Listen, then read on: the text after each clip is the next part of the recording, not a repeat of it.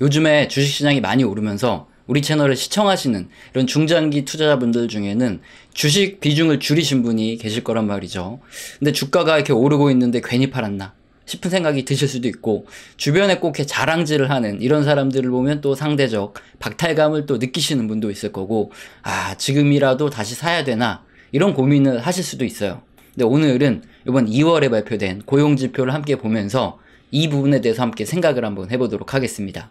뉴스 보시면 2월 달에 발표된 1월 한 달간의 비농업 고용이 35만 3천 건이 나왔고, 여가 전문가들의 예상치를 뛰어넘는 수치가 나왔다. 그래서 전문가들은 미국의 고용이 이렇게 강하니까 경기 침체도 없을 거고 주식시장도 앞으로 더 많이 오를 테니까 주식을 사 모아야 된다, 몰빵을 해야 된다, 이런 얘기를 하고 있어요. 정말 그렇게 해야 될까요?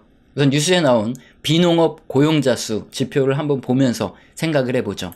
차트는 1958년 이후 2024년 현재까지 차트인데, 구할 수 있는 자료 90년 자료를 전부 다 확인을 해봐도 결과는 똑같습니다. 항상 경기 침체가 터져서 주식시장이 폭락하기 직전, 그림의 세로선이 경기 침체가 오고 주식시장이 거의 반토막으로 떨어졌던 이런 구간들인데, 그렇게 폭락하기 직전, 경기 침체 직전까지도 비농업 고용자 수는 계속 올라갑니다. 그리고 경기 침체가 갑자기 터지고 나서야 그 다음에 한참이 지나서, 대략 한 5개월 이상이 지나서 고용자 수가 감소를 하기 시작해요. 이 말은 비농업 고용자 수 지표는 주식시장을 선행하는 지표가 아니라 후행하는 지표라는 거예요. 그것도 거의 5개월, 6개월 이상, 길면 1년 이상도 후행하는 지표가 비농업 고용자 수라는 겁니다. 자, 그런데 문제는 정말 이 전문가분들이 이걸 아는 건지 모르는 건지 모르겠지만 많은 개인 투자자분들에게 이걸 반대로 알려줘서 꼭 손실을 보게 만들더라는 거예요.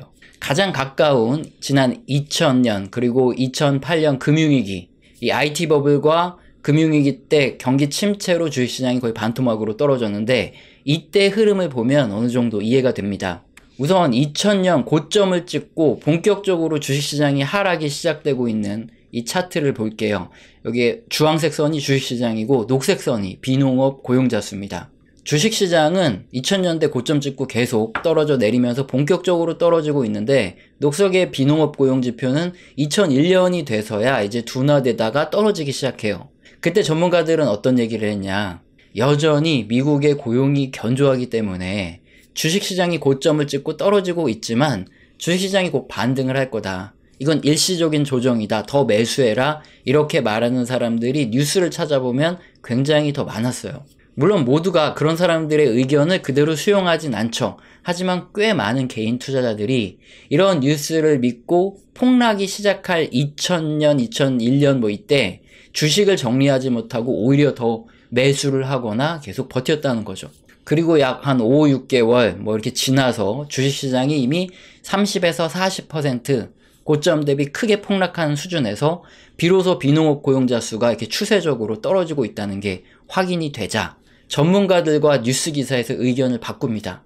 견조하던 미국의 고용이 무너졌다, 경기 침체의 확실한 근거가 나왔기 때문에 이제부터는 주식을 투자하는데 보수적인 관점을 취해라, 이렇게 의견을 바꿨다는 거죠. 자, 그러면 그렇게 된 상태니까 어쩔 수 없다, 이제 난 10년이고 20년이고 존버해야 되겠다, 그런 생각을 가지면 상관없지만, 근데 그림은 S&P 500이고 대부분 개인 투자자들은 나스닥에 투자했었거든요.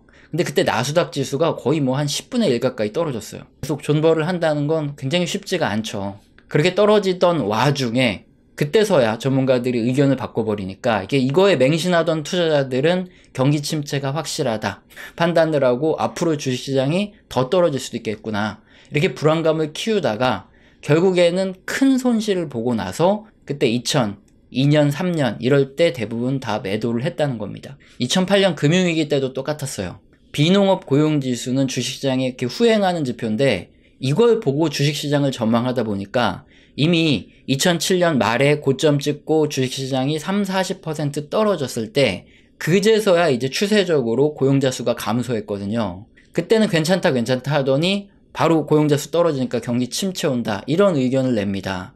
자, 그러면 이렇게 주식시장이 폭락했는데 개인들이 그제서야 매도를 할까요? 아니죠. 좀 더 버티다 버티다 보면 또 그런 전문가나 뉴스에서는 진짜 경기 침체가 완연해졌다. 또 보수적으로 대응해라. 앞으로 더 떨어질 거다. 이렇게 비관적인 전망이 나오기 시작하니까 뭐 거의 2008년 말쯤에는 개인들이 엄청나게 많이 던졌어요. 주가도 많이 빠졌고. 그렇게 뭐 뉴스와 이런 전문가들의 의견만 맹신하는 분들은 고점 매수를 하고 저점 매도를 하게 됩니다. 그리고 매수의 타이밍도 굉장히 늦어요.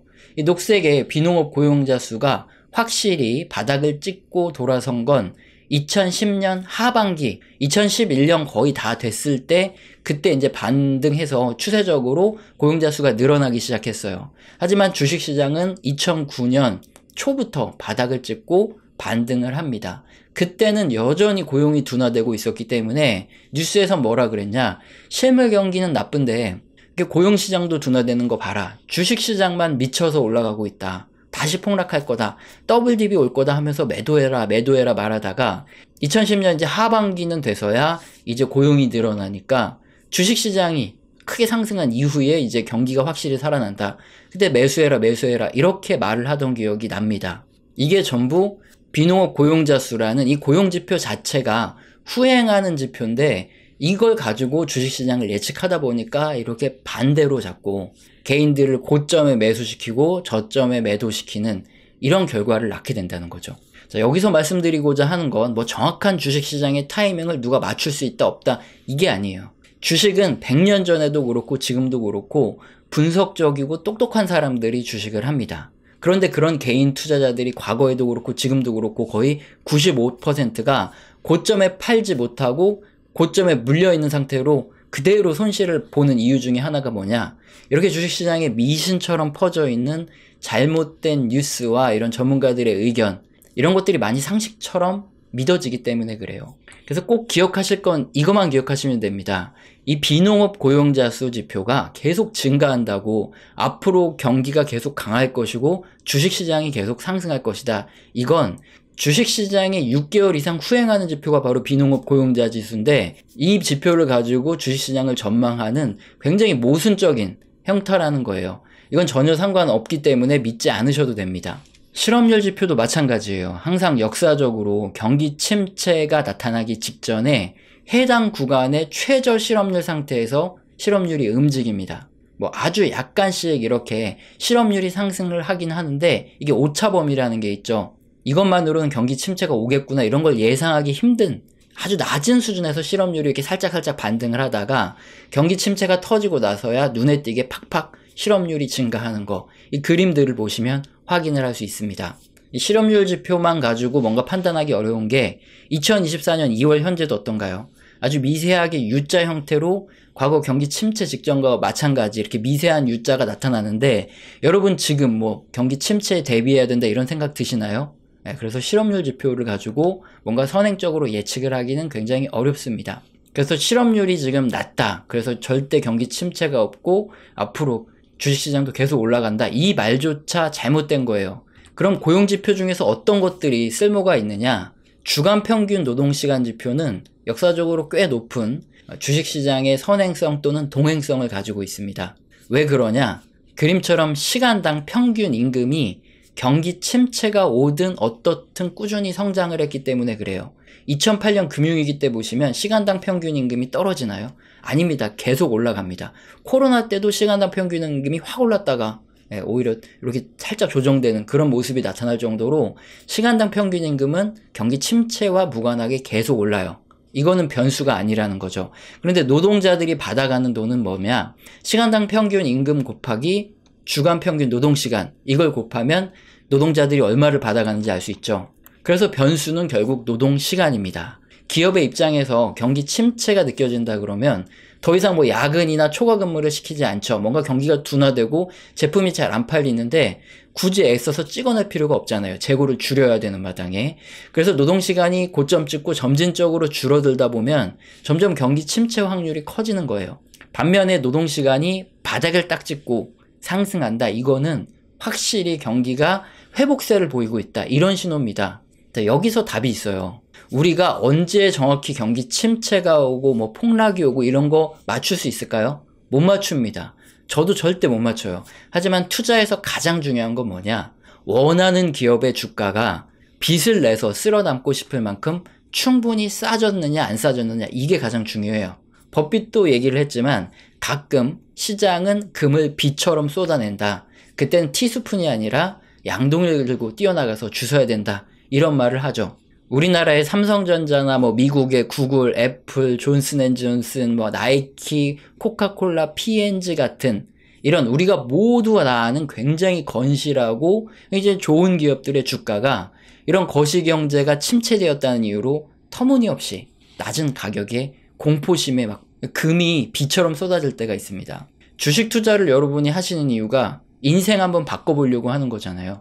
그런 폭락의 기회에 내가 현금을 가지고 과감히 쓸어 담아야 인생이 바뀝니다. 많은 분들이 조언을 구할 때 저는 항상 똑같은 얘기를 해드려요. 지금 현금 잘 모아뒀다가 뭐 증권사 직원이 자살을 했네, 누가 한강에 비관해서 투신을 했네, 경제가 장기 침체에 빠진다, 뭐 뉴노멀이 계속될 거다, 세계 경제가 이제 회복을 못할 거다, L자형으로 앞으로 계속 회복을 못할 거다, 이런 소리가 들릴 때 그때 사라, 이 말을 계속 해드리는데 지금까지 단 한 명도 그렇게 하시는 분을 본 적이 없어요.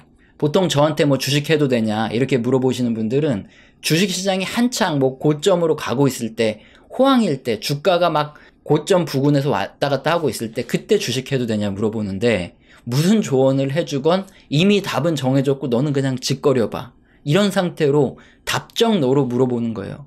이제 곧바로 꼭 매수를 하시더라고요. 제가 어떤 얘기를 하든. 그리고 뭐 주가가 좀 올라서 뭐 올랐네 벌었네 이렇게 자랑질 좀 하다가 한참 연락이 없다가 폭락하고 나서 아 이거 내가 막 다 털었는데 반토막이 났다, 이제 어떻게 해야 되냐, 꼭 이렇게 전화가 와요. 이게 100%입니다. 이렇지 않은 분은 단 한 분도 없었어요. 그래서 가장 중요한 거 뭐 타이밍이고 뭐고 이게 중요한 게 아니라 원칙이 중요합니다. 오늘 알아본 고용지표에서 실업률이 이렇게 급등을 했다가 서서히 낮아지는 시기 있죠.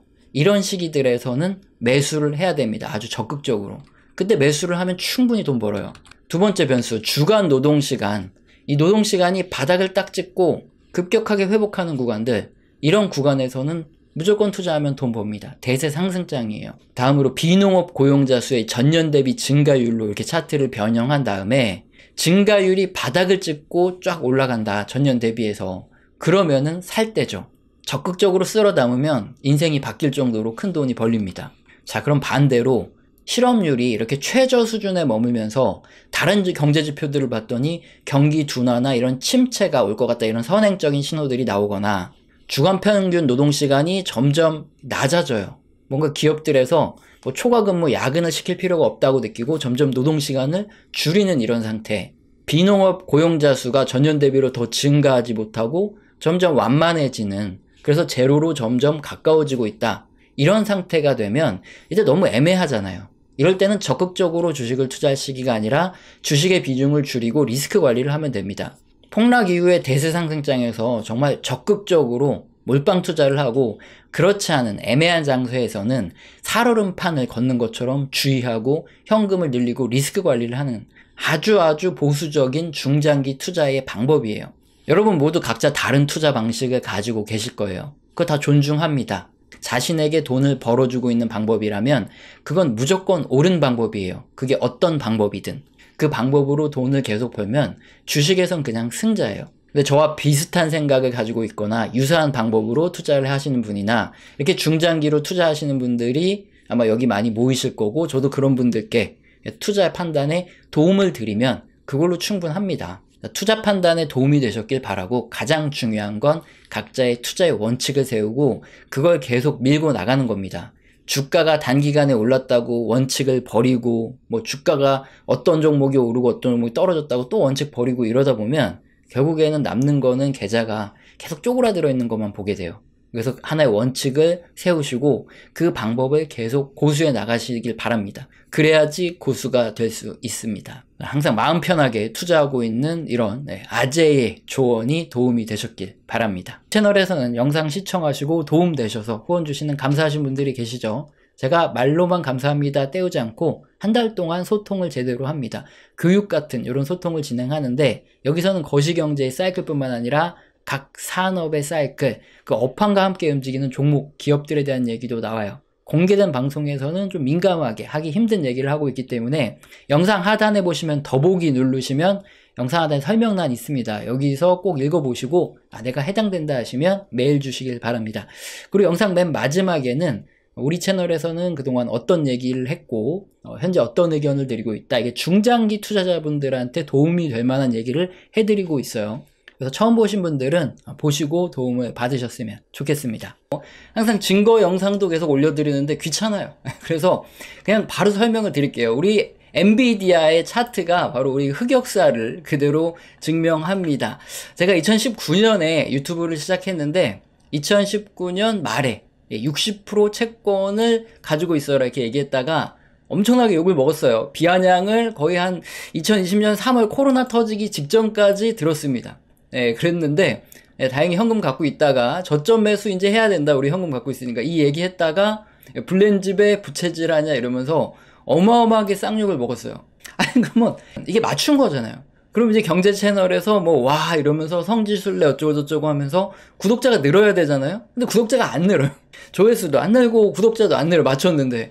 그런데 왜 구독자가 늘었냐? 이때 국뽕 영상 같은 거. 그때 우리 기업들한테 전화 돌려가지고 일본에서 이제 수출 규제하기로 했던 품목들 있죠. 그런 거 만들 수 있냐? 그거 만들 수 있다. 그래가지고 그거 방송했다가 국뽕 영상이 터져서 국뽕 채널로 떡상했어요. 그래서 그때 잠깐 국뽕으로 갈까 하다가 도저히 못하겠다. 경제 채널 본연의 임무로 돌아오자 해서 이렇게 그때 이제 구독자가 늘은 거지 이게 저점 매수를 맞춰서 는 게 아니에요. 어쨌든 2020년 이제 하반기 들어가면서 한 6월, 7월, 8월 넘어가면서 엔비디아, 나이키, ASML, 빅테크주들이 아주 자주 언급됐습니다. 저도 이제 샀다고 이때 얘기를 하는 바람에 졸지에 추천주가 돼버렸어요. 물론 이런 채널에서 추천주 이런 건 안 하는데 어쨌든 2020년부터 계속 존버 인베스트 했던 기간이죠. 그래서 우리 채널 보면은 이제 어디 뜸하게 가 있다가 어디 이제 처물려가지고 마음고생 하시는 분들이 우리 채널에 와서 존버 하라는 거 얘기 듣고 위안을 삼고 가던 때가 2020년부터 2022년 한 4, 5월 요때까지예요. 근데 2022년 4월에 그때 이제 전향을 하죠. 존버가 아니다. 근데 이때 3월부터 4, 5월 뭐 요때까지 계속 기술주에 대한 우리가 갖고 있는 거 요 정도면 뭐 많이 먹었지 않냐 이렇게 매도 의견을 냈다가 얘기도 안 하고 매도로 전환했다. 존버에서 매도로 갑자기 금세 손바닥 뒤집들 바뀌었다 하면서 엄청나게 욕을 먹었어요. 변절자 이렇게. 그래서 그때 댓글창이 다 낀 거예요. 욕을 너무 먹으니까. 자, 그렇게 이제 매도를 해야 되는데 문제는 제가 분할 매도를 하는 바람에 2022년 5월 이후에 급락을 했어요. 기술주들이. 그래서 못 팔고 물렸습니다. 그래서 2022년 내내 영상 보시면은 2023년쯤에 초쯤에 아마 뭐 기준금리 인상 중단 얘기 나오고 뭐 그러면서 반등이 있을 것이다. 그때 팔자. 그때 팔고 그 다음에 이제 현금 잘 가지고 있자. 2022년에 이제 그런 얘기 굉장히 많아요. 왜냐면 이제 경제 지표들이 하나 둘씩 경기 둔화 침체에 대한 얘기가 나오기 시작했으니까 어쨌든 우린 팔아야 되니까.